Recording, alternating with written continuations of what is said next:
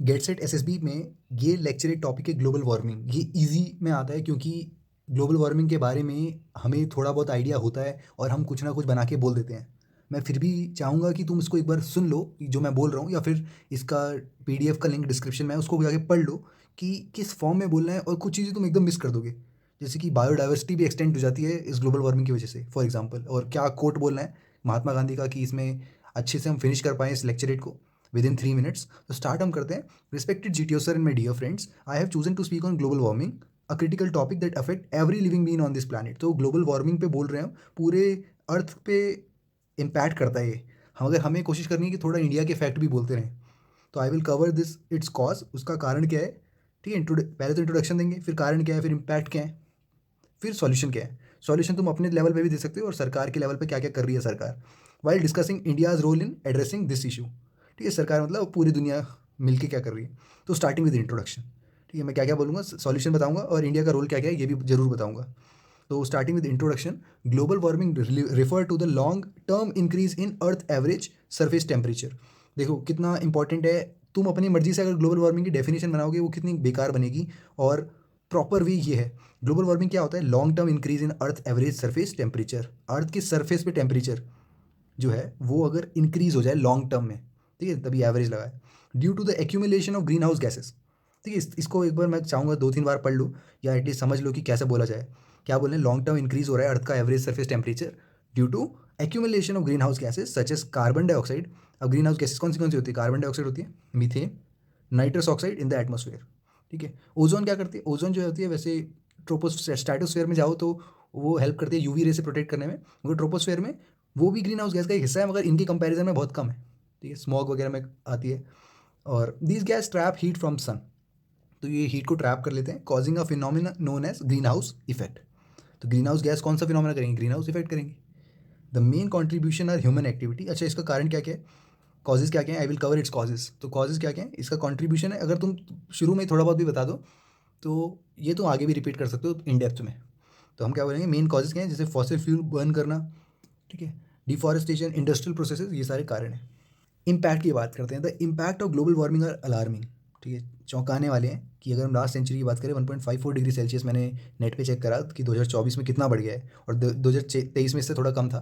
ठीक है, 1.21 करके था, अब 1.54 डिग्री सेल्सियस हो गया है। और 2024 जो है वो आज तक इतनी गर्मी कभी नहीं पड़ी। ठीक है, हॉटेस्ट अक्टूबर, हॉटेस्ट नवंबर सारे रिकॉर्ड तोड़ चुका है, तो 1906 से अगर देखा जाए तो। और एक्सट्रीम वेदर कंडीशन हो गई हैं, हीट वेव्स आ रही हैं, फ्लड्स हो रहे हैं, सूखा पड़ रहा है। जैसे चेन्नई का फ्लड अगर 2015 का याद हो आपको, ठीक है, 2023 में हिमालय ग्लेशियर ब्रस्ट हो गया था अचानक से। ठीक है, तो सिक्किम के लोगों को दिक्कत हुई थी, सिक्किम है आसाम है, आई एम नॉट श्योर, अच्छा आसाम यहाँ है तो सिक्किम होगा। और heavy flooding impact Assam, Assam में कितने लोग मर गए थे, ठीक है, 100 से ज़्यादा लोग मर गए थे, बाकियों में फ्लडिंग की वजह से सब कुछ तहस नहस हो गया था। And all of this has been linked to climate change, और ये क्लाइमेट चेंज की वजह से हो रहा है। Global warming also threatens biodiversity, ये एक अलग पॉइंट है।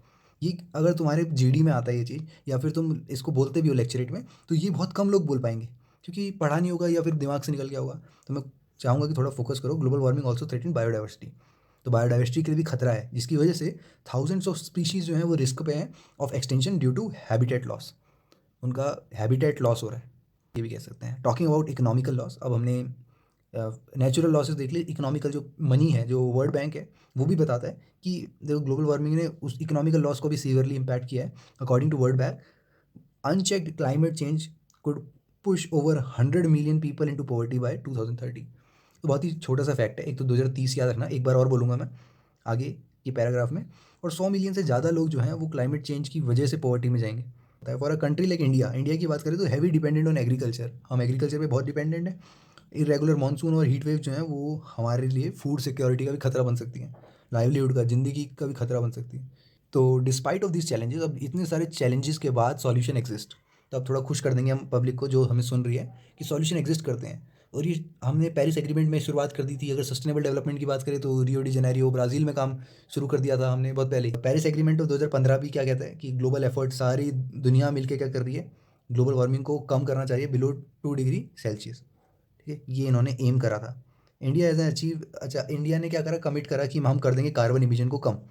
इनफैक्ट ज़ीरो करने की बात हुई थी भाई, 2030 में ये कह रहे हैं कि हम कार्बन कार्बन को 33 से 35% तक कम कर देंगे और ऑलमोस्ट ज़ीरो कर देंगे 2070 तक। ऐसा मैं नेट पे पढ़ा हूँ, कंपेयर टू 2005 के लेवल। 2005 में जो लेवल था उससे उससे 30 से 35% कम कर देंगे 2030 तक।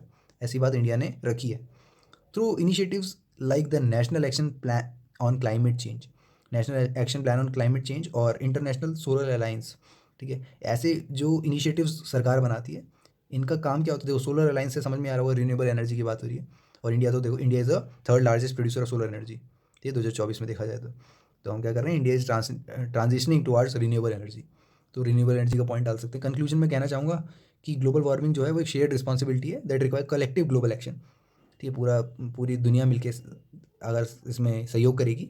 इंडिविजुअल लेवल पे तुम क्या कर सकते हो? On an individual level simple steps like reducing energy consumption, अपनी तरफ से लाइट बंद कर दो जब सूरज की रोशनी आ रही है, या पब्लिक ट्रांसपोर्ट का यूज़ करो। Planting trees can be one of them, है ना। अब जो डिफॉरेस्टेशन की वजह से हो रहा था, मैं एफॉरेस्टेशन कर देंगे। फॉसिल फ्यूल की वजह से हो रहा था, हम उसका यूटिलाइजेशन कम कर देंगे। तो ये सारी चीज़ें तुम्हें, मुझे पता है, तुम्हें मुझसे बेहतर पता होगी ये, है ना, ये कहानी बनाने का।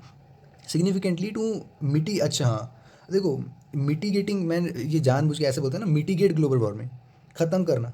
तो ये शब्दों का याद रखना ज़रूर कि ये सारी चीज़ें कैन कंट्रीब्यूट टू, कुछ भी बोलोगे ना, कि जैसे अगर जीडी में बैठे हो, तुम्हारा एक पॉइंट आया कि I think as India is the third largest producer of solar energy, I think if we work on this kind of technology it will contribute significantly to mitigate global warming.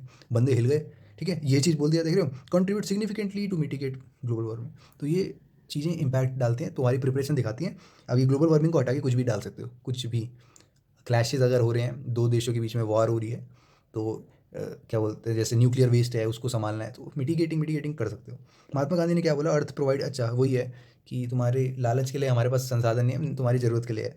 तो earth provide enough to satisfy every man needs but not every man greed. ठीक है, ज़रूरत के लिए है सामान, मगर लालच के लिए नहीं। महात्मा गांधी ने कहा। इसको चिपका देना, दोबारा बोलते हैं, earth provide enough to satisfy every man need but not every man greed. Last में बोलना है एकदम ऐसे हाथ में मुट्ठी बना के बोल देना, let is work together to protect our planet for future generation, या कुछ भी कर देना, save our mother earth from any kind, ऐसे करके बोल देना, हमारी फ्यूचर जनरेशन के लिए थैंक यू। ताली बजेगी, ताली तो नहीं बजाते हो, मगर ठीक है, तुम्हारा हो जाएगा एकदम सिस्टमेटिक तरीके से, कैसे कैसे फॉर्म में बोलना है। होप समझ में आया हो।